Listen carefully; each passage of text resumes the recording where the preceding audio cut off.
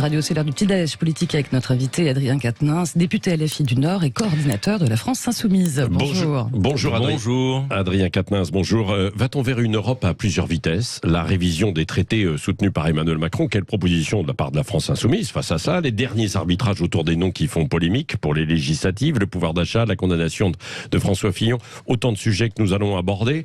Commençons peut-être tout de même par ce qu'on a appris là ce matin. Finalement, Taha Bouaf ne devrait pas être candidat, c'est ça?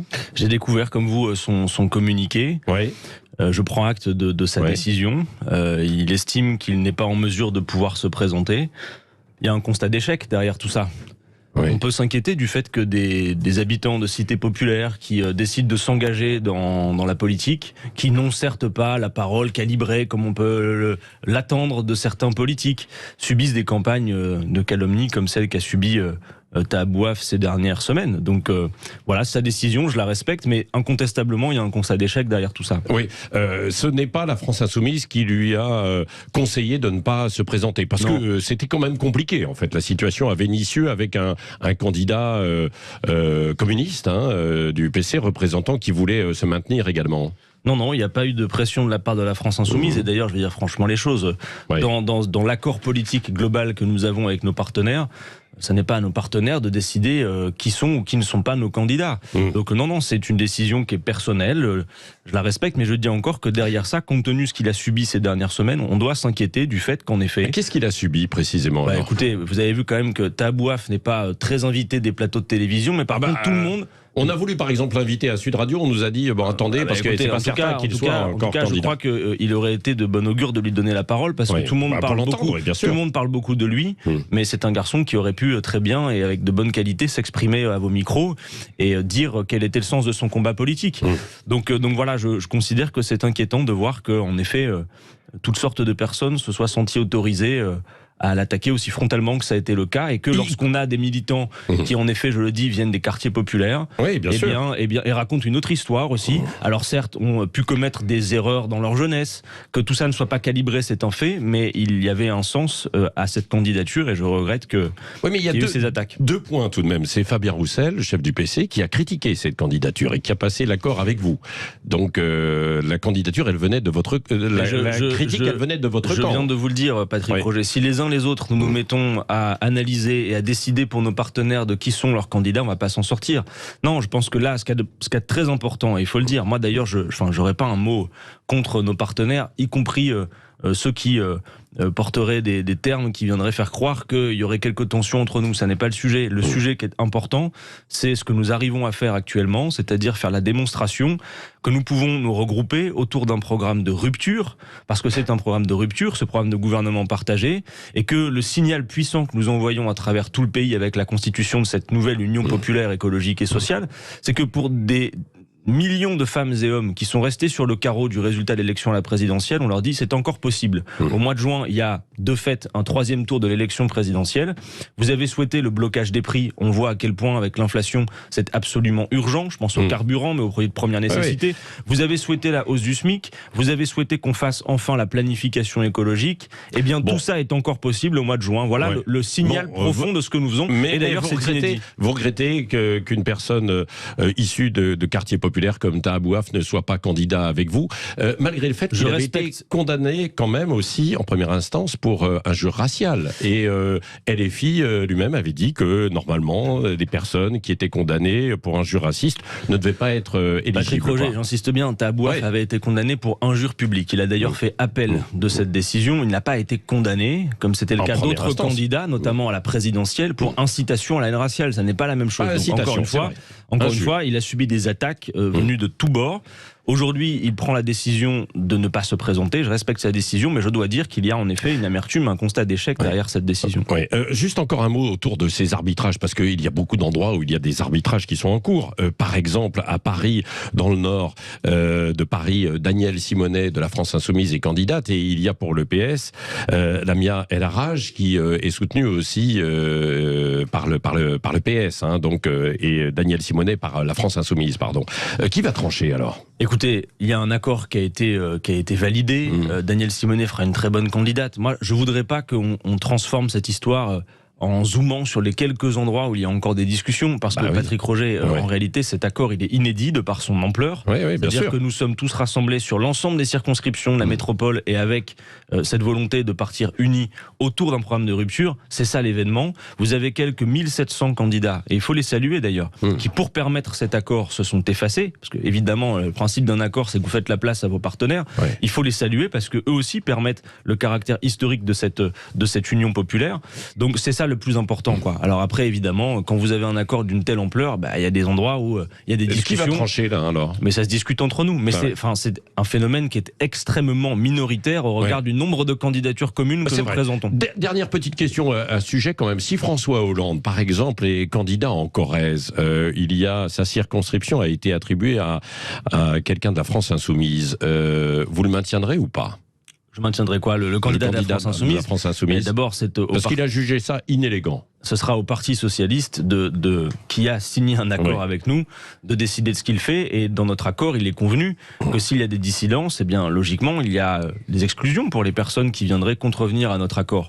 Voilà, mais bon, vous voyez, ça fait quelques minutes qu'on parle et là vous mettez le zoom sur quelques points, mais faudrait pas. C'est important. Vous-même vous l'avez dit, Tabouaf était aussi un symbole important. Patrick Roger, le plus important pour celles et ceux qui nous écoutent et pour qui je crois que la cuisine électorale n'est pas absolument passionnante, c'est plutôt de se dire là, depuis leur voiture, ils nous écoutent peut-être, que la vie peut changer encore les 12 et 19 juin. Non mais ça, c'est ça le sujet. Alors, ça c'est vrai aussi, mais il y a un temps pour tout. Venons-en justement à la révision des traités européens. Emmanuel Macron soutient cette idée qu'il faudrait arrêter finalement de voter à l'unanimité, je schématise, mais pour aller plus vite parfois. Comment vous avez perçu cette proposition du chef de l'État hier ? J'observe que Emmanuel Macron, peut-être parce qu'il craint ce que nous sommes en train de faire, je vois qu'il y a des enquêtes d'opinion qui nous montrent que nous pouvons être majoritaires et donc constituer un gouvernement dont Jean-Luc Mélenchon serait Premier ministre. Alors, Monsieur Macron, il fait... On n'y est pas, ça. Monsieur Macron, on n'y est pas, mais vous remarquez quand même dans les enquêtes d'opinion que on n'a jamais été aussi près de ce but, et que c'est une possibilité. Et je vois qu'Emmanuel Macron, lui, fait désormais son marché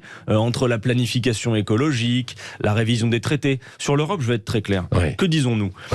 Mais sur la révision des traités, alors justement, ça va un peu dans votre sens, alors finalement, non ? Vous qui appelez à une certaine désobéissance, quoi. Bien sûr, faut être très clair là-dessus. Que disons-nous ? Quand nous parlons, par exemple, de désobéissance, ça a fait l'objet, vous le savez, de beaucoup de discussions avec nos partenaires. C'est pas un souhait de désobéir, c'est pas un but politique, la désobéissance.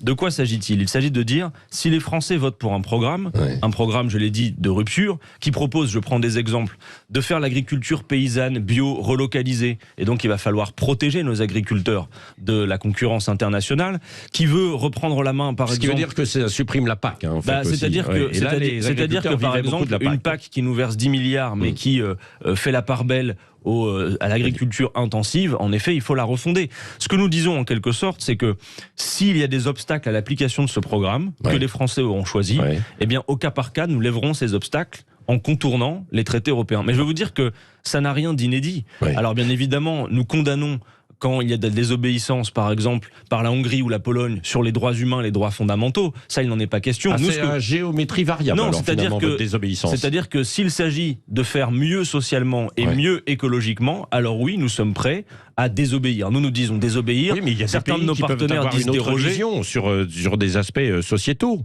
bien sûr. En tout cas, une chose est sûre, c'est qu'il n'y a pas de rupture écologique, sociale et démocratique possible dans le cadre strict du respect de ces traités. Si vous voulez, par exemple, Patrick Roger, reprendre la main sur les entreprises de l'énergie pour faire la bifurcation écologique, pour maîtriser les prix, vous ne le pouvez pas aujourd'hui en vertu des traités européens qui imposent la libre concurrence. Et puis rappelez-vous surtout, et ça va peut-être faire écho à certains qui nous écoutent aussi, c'est qu'en 2005, les Français se sont prononcés sur la question des traités européens. Ils n'ont pas dit non à l'Europe, ils ont dit non à cette construction européenne particulière qui impose la libre concurrence, qui empêche l'harmonisation sociale et fiscale. Donc je veux simplifier le message. Ce que nous disons, c'est que si pour faire mieux socialement, mieux écologiquement, il fallait ça et là désobéir au cas par cas, alors nous y serions prêts. Il y avait un commissaire européen, Jean-Claude Juncker, qui lui déclarait « Il n'y a pas de démocratie possible contre les traités ». Nous, ce que nous disons, c'est qu'il n'y a pas de traité applicable contre la démocratie et contre la souveraineté populaire. Adrien Quatennens, brièvement répondez, est-ce que vous êtes quand même favorable à cette majorité qualifiée, c'est-à-dire plus le vote à l'unanimité ? Nous, ce que nous souhaitons, ce serait instaurer la proportionnelle. voilà ce qui serait véritablement représentatif dans notre Assemblée. Oui. Ce qu'il nous faut, c'est-à-dire un accord proportionnel. Alors là, vous parlez de l'Union européenne. Oui, d'accord. Oui. Non, mais incontestablement, évidemment qu'il y a des choses qu'on fera plus vite si nous sommes 27 à les faire.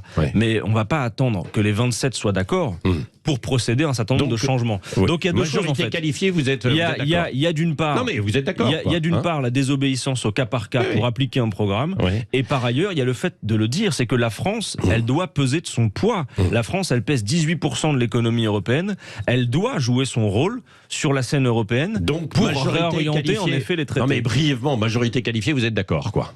Majorité qualifiée. Vous voulez dire le fait qu'on ait à attendre à chaque fois les 27 ? Non, c'est un problème. Oui, d'accord. Donc, c'est ça. Donc, on n'attend pas pour l'unanimité. Un mot d'ailleurs, encore juste un mot, Patrick Roger, mais pour que ce soit clair pour nos auditeurs. Oui, parce que là, c'était pas clair. Vous savez que l'Allemagne, l'Espagne, le Portugal, un certain nombre de pays le font déjà. Par exemple, l'Allemagne désobéit quand on lui impose la mise en concurrence et de ses entreprises de l'eau. L'Espagne désobéit sur les prix de l'énergie ou des raisons budgétaires. Bref, donc ça peut se faire au cas par cas. Mais je veux qu'on soit entendu. Nous ne désobéiront que si c'est pour améliorer les choses socialement et écologiquement. Oui, Adrien Quatennens, brièvement, est-ce que c'est une bonne idée, la communauté politique européenne, par exemple, pour accueillir l'Ukraine et faire revenir la Grande-Bretagne? Ce qui a été évoqué hier par Emmanuel Macron. Pourquoi pas? En attendant, ce que je veux dire, c'est que tout le monde voit que l'Union européenne telle qu'elle fonctionne aujourd'hui est dans une impasse. Et qu'on ne peut pas continuer avec un cadre politique qui impose la libre concurrence et qui empêche l'harmonisation sociale et fiscale. Parce que concrètement, demain, par exemple, vous intégreriez à l'Union européenne un pays comme l'Ukraine,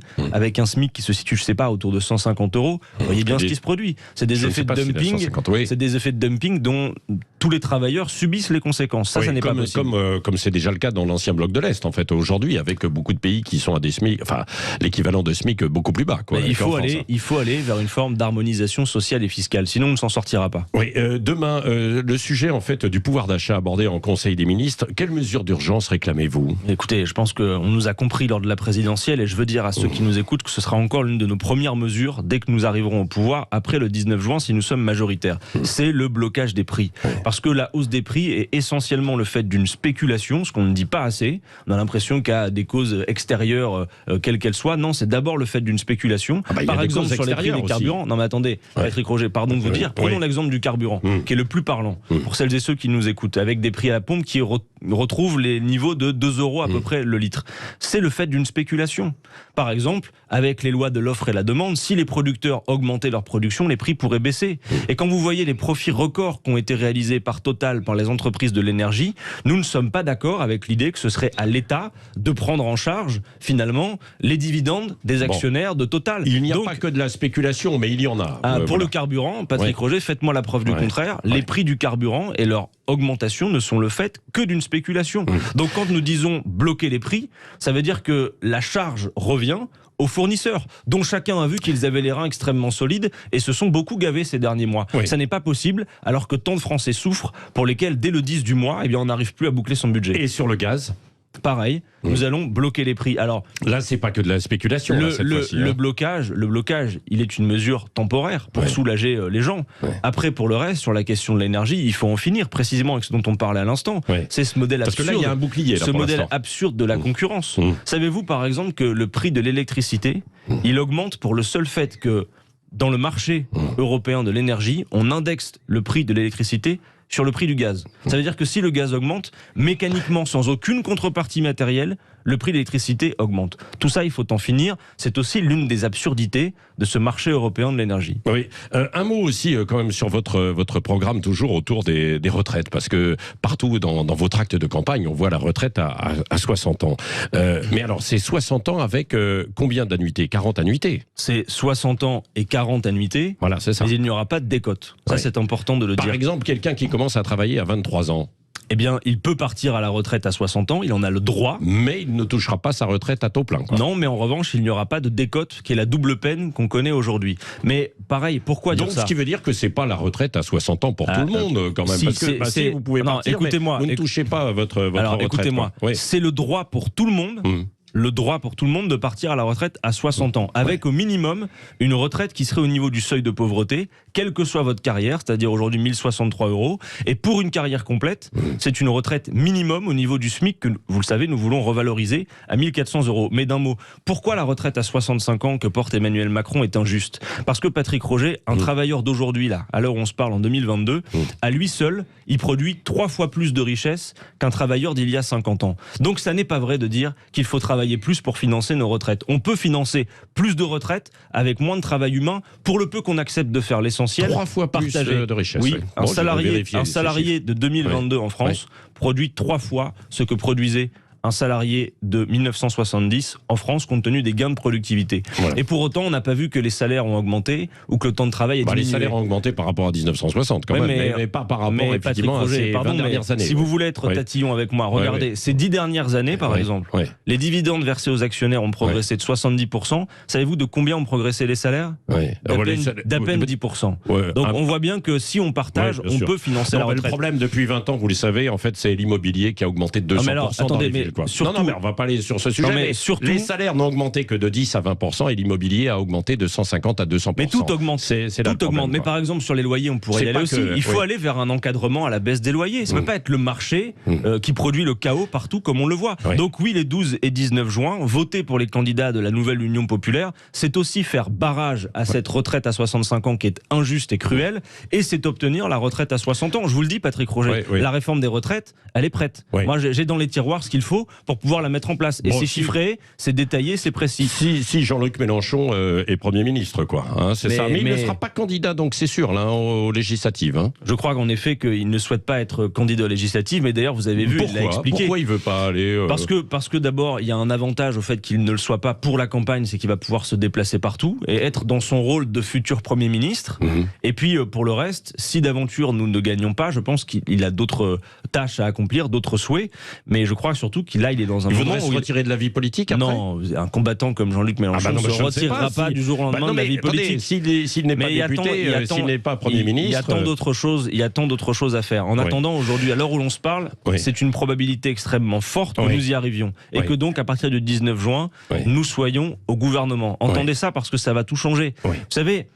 on a dit qu'il y avait 3 blocs politiques à l'issue de l'élection présidentielle. Ce que nous avons réussi à faire là, c'est de rassembler le bloc populaire. Notez, Patrick Roger, que les 2 autres blocs, le bloc libéral et le bloc d'extrême droite, eux vont aller à l'élection législative divisés. Parce qu'il n'y aura pas d'alliance entre les républicains. Réunis, on fait tout à gauche. C'est pas l'extrême gauche. Vous êtes l'extrême gauche quand même. Ah non, respectez l'extrême droite pour les autres. Respectez le fait que vous n'êtes pas extrême gauche. Respectez le fait que dans ce pays, il y a une extrême gauche, qu'elle a le droit d'exister, qu'elle porte un nom, elle s'appelle Lutte ouvrière, elle s'appelle Nouveau Parti anticapitaliste. Vous êtes tout près. Non, franchement, c'est parce que pour vous, tout ce qui n'est pas macroniste est d'extrême gauche, peut-être.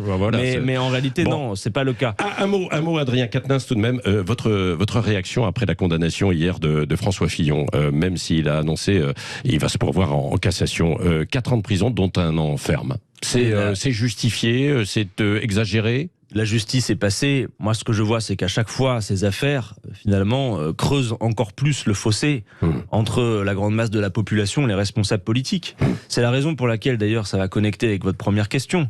Mais moi, je suis assez fier de voir que parmi nos candidates et nos candidats, il y a des gens qui sont issus du salariat, des employés, des ouvriers, pour finalement montrer que la politique, c'est l'affaire de tous, c'est pas d'une oligarchie qui se croit tout permis. Et je pense que ça, les gens en ont marre. Raison pour laquelle aussi, nous disons qu'il y a urgence à en finir avec un certain modèle, celui de la 5e République, qui est à bout de souffle, et de permettre au peuple de se refonder à travers la Constituante et la 6e République. Tout ça sera encore à l'ordre du jour, en effet, après le mois de juin, et d'autant plus si nous y arrivons. Oui, merci Adrien Quatennens de la France Insoumise et coordinateur de la France Insoumise pour cette campagne. Merci beaucoup. Allez, à suivre, hashtag on en parle avec Benjamin Glaise, Sud Radio.